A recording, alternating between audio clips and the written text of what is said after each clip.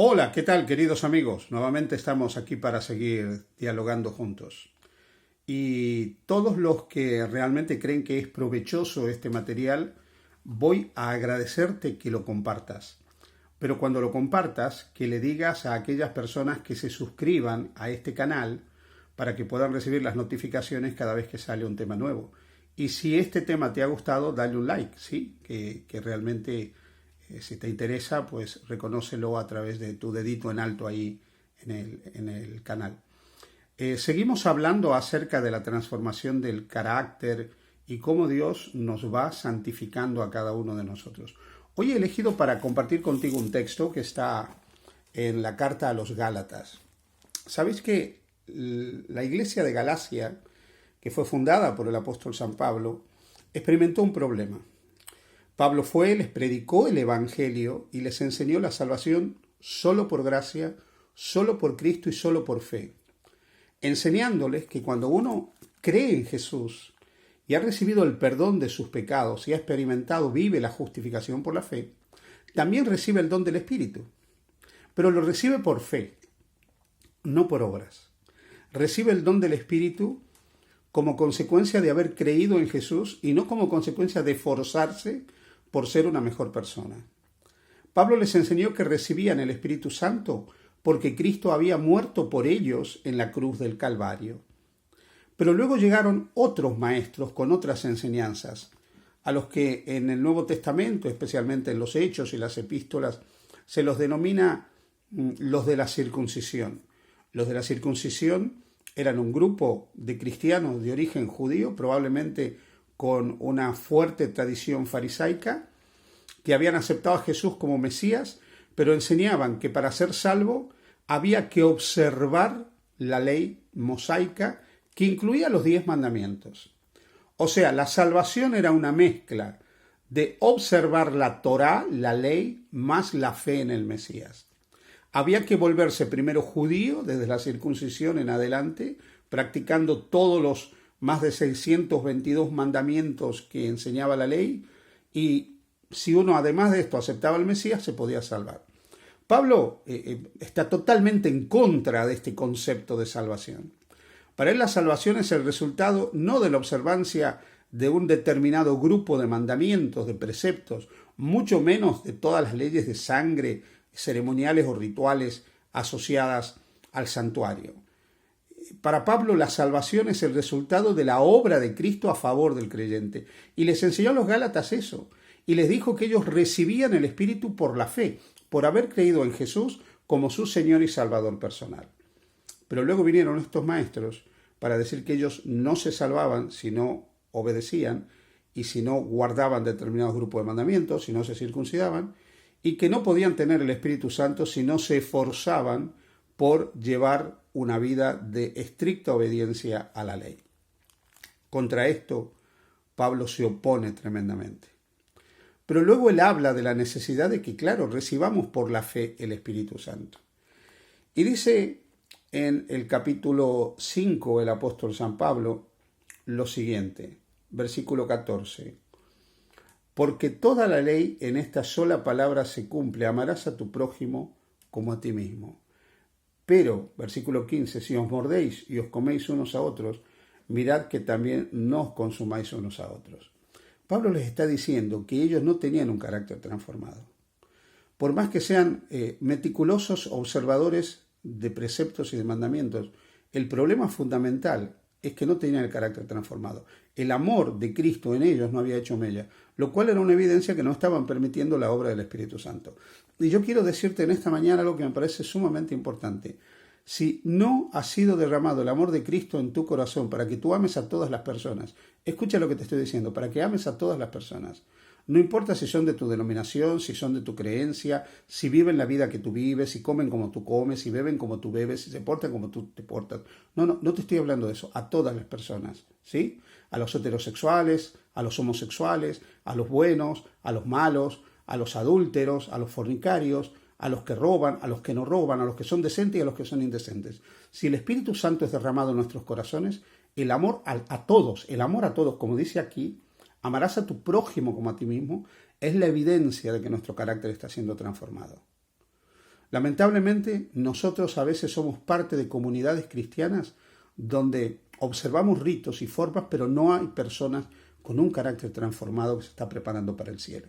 De ahí que Pablo dice a continuación en el versículo 16 lo siguiente: digo pues, andad en el Espíritu y no satisfagáis los deseos de la carne. Por supuesto que cuando uno ha nacido de nuevo, es una nueva criatura y ha recibido el don del Espíritu, habrá una lucha interior entre la carne, la vieja naturaleza, las tendencias pecaminosas que tenemos y la presencia del Espíritu.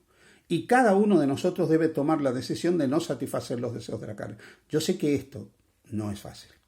Yo sé que esto es difícil. Pero como parte de este proceso de santificación, como parte de este crecimiento en la gracia, debemos decidir no satisfacer los deseos de la carne. Debemos decidir hacer la voluntad de Dios. Debemos decidir permitir al Espíritu Santo que Él obre en cada uno de nosotros. Y cuando se lo permitimos, Él obra. Y dice el versículo 17, porque el deseo de la carne es contra el Espíritu y el del Espíritu es contra la carne. Ahí está la lucha que siempre vamos a tener entre la vieja naturaleza, el hombre viejo, y ese nuevo hombre, esa nueva criatura creado a la imagen y semejanza de Dios. Y dice, y estos se oponen entre sí para que no hagáis lo que quisierais. Hay una lucha ahí. Y esa lucha nos va a acompañar a lo largo de la vida. Ojalá no existiera, pero nos va a acompañar. Pero es ahí donde nosotros tenemos que decidir estar del lado de Dios. Tenemos que decidir que Dios obre. Tenemos que decidir que el Espíritu Santo actúe en nuestra vida. El versículo 18 dice, pero si sois guiados por el Espíritu no estáis bajo la ley. El Espíritu nos libera de la culpa y la condenación de la ley y nos libera de la ley como un medio de salvación. Porque en realidad nunca fue el propósito de la ley que la ley fuera nuestro Cristo.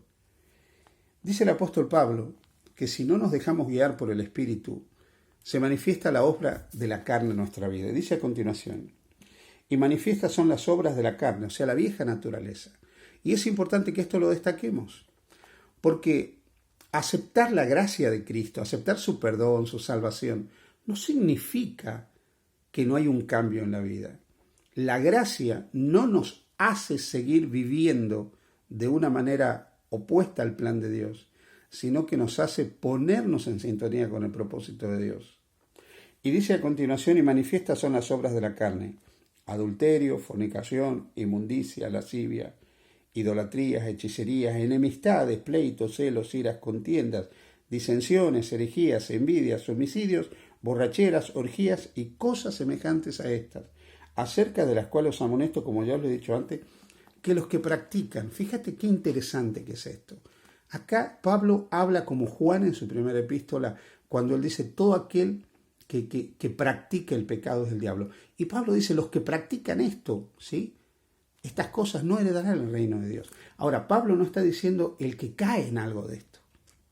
Porque tú y yo, todos los seres humanos, frágiles, limitados, inseguros de nosotros mismos, con todo nuestro bagaje de defectos, podemos caer si nos soltamos de la mano de Jesús, si dejamos de mirar a Cristo, si no ponemos nuestra mirada en Él. Y alguna de estas cosas que hemos mencionado se puede manifestar en nuestra vida. Pero una cosa es que un creyente caiga y otra cosa es la práctica de... Cuando tú decides, dice, a mí ya no me importa lo que es la voluntad de Dios, no me importa lo que Dios diga, no me importa lo que Dios pide, yo voy a hacer lo que yo quiera. Ahí está el problema. Ahí es cuando yo decido libremente practicar lo opuesto a lo que Dios me dice. Ahí está el problema. Y eso es una evidencia de que no estoy permitiendo que el Espíritu Santo actúe en mi vida.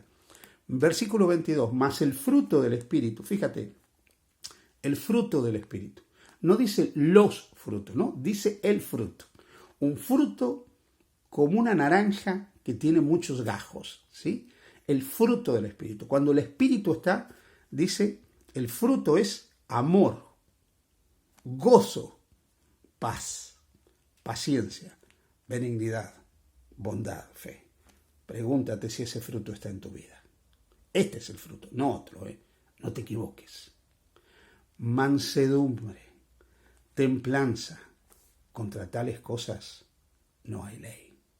Y los que son de Cristo han crucificado la carne con sus pasiones y deseos. Si vivimos por el Espíritu, andemos también por el Espíritu.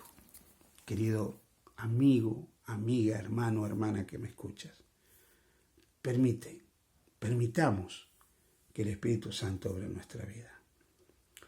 Yo soy tan humano como tú. Yo sé qué duro y qué difícil es a veces rendirse a la voluntad de Dios. Pero no hay nada más hermoso que la vida bajo la dirección del Espíritu de Dios. Así que en este día, abre la puerta de tu corazón a Jesús. Recíbelo como tu Señor y Salvador. Y disfruta de esa vida en el Espíritu. Deja que el fruto del Espíritu se manifieste en tu vida. Y tu vida sea una vida llena de amor, de gozo, de paz, de paciencia, de bondad, de mansedumbre, de templanza. Una vida con un carácter verdaderamente transformado, que te hará feliz y hará que ayudes a otros también a sentirse feliz. Que el Señor te bendiga. Feliz día junto a Jesús.